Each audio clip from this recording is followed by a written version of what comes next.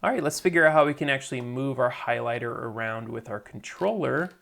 And the way I'm going to do that is I will go down here and start setting up our controller dot up dot on event, and we'll say controller button event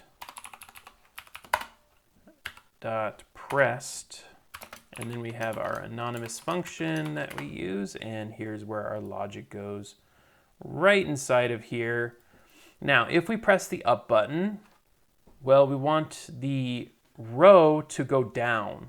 However, it can only go down if our row is greater than 0. So we'll say if row is greater than 0, if highlighter dot row is greater than 0, then we'll say highlighter row minus minus. And we can test this out. Oh, and then we need to redraw as well. So we're going to say place highlighter. Why can't I do this? Highlighter. Wait, I called it highlighter. Whoops. I'm going to have to fix this in a few places. That's fine.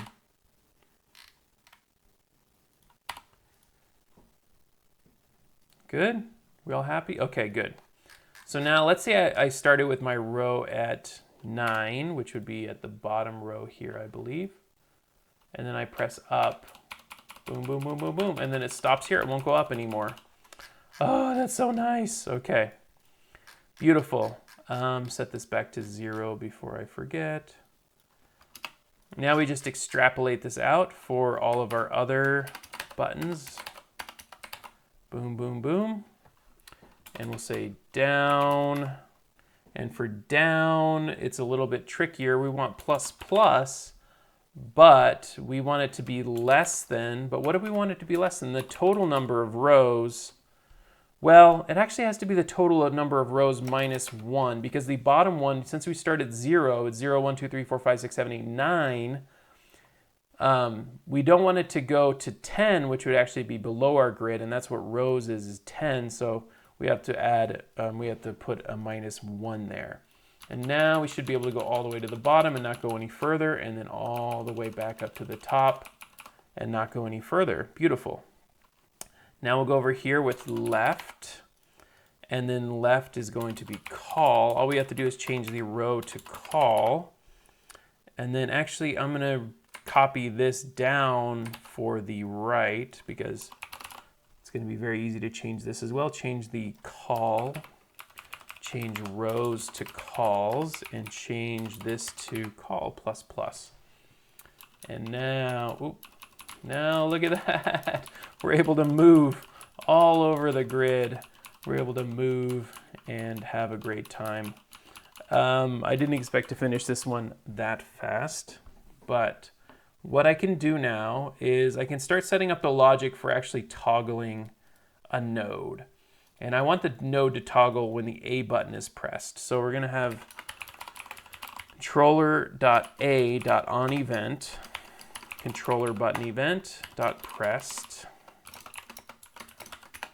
And then what I want to do is actually toggle whatever node it's currently over, which is going to be highlighter call highlighter row. So our current node is going to be that one. I need to make a function here. It's not going to be functional yet, but I just want to test it out. Actually, we can test it in a cool way. I was just going to test it with the console, but we can test it in a better way, a more interesting way. So I have my getImage function. Okay, now below the getImage function, I'm going to make another function called toggle node. And this is the function that's actually going to be called here. Now, I am only going to have this set things to revealed.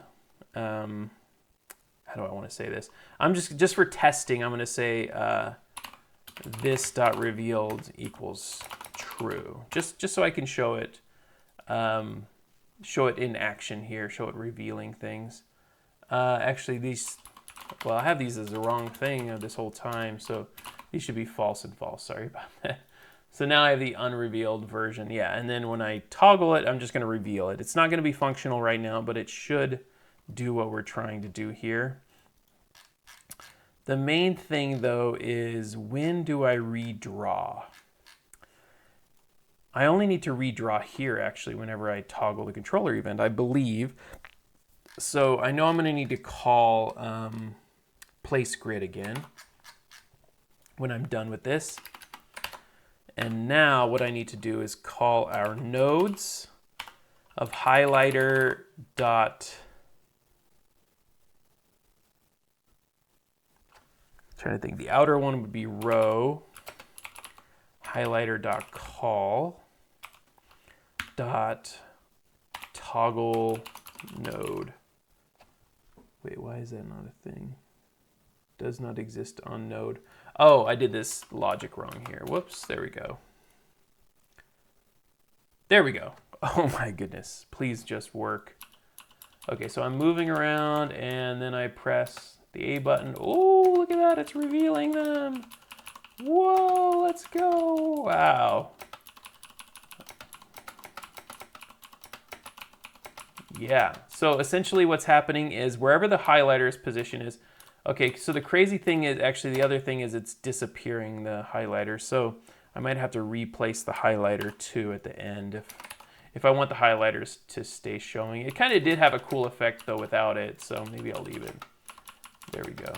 So now it's revealing all of these nodes. And we basically have the infrastructure done here. Now we just need to get the logic for bombs, but the main challenge is going to be calculating adjacent bombs. That's going to be the big thing for us, is calculating adjacent bombs. And that's going to take quite a bit of work. That might take 2 videos actually. But man, this is exciting. I didn't think it was going to go this smoothly. Sometimes programming can be the most frustrating thing in the world, and sometimes it just works and it's super duper exciting. So very happy that this has gone so smoothly so far. We have the ability to toggle nodes. We're going to be changing this logic, obviously. Actually, maybe not too much, because all that's doing is it's just going to change it to revealed. You can't toggle it back. We might change the name from toggle node to reveal node, because that's slightly more accurate, since we're not actually flipping it back and forth. We're just revealing the node. Man, so cool. So exciting to get this working so well. Anyway, we're making really good progress here, and in the next one I am either going to set up the initial randomized logic for the bombs, or I am going to start working on the adjacent thing. I probably have to place bombs anyway to calculate adjacent, but we'll think about it.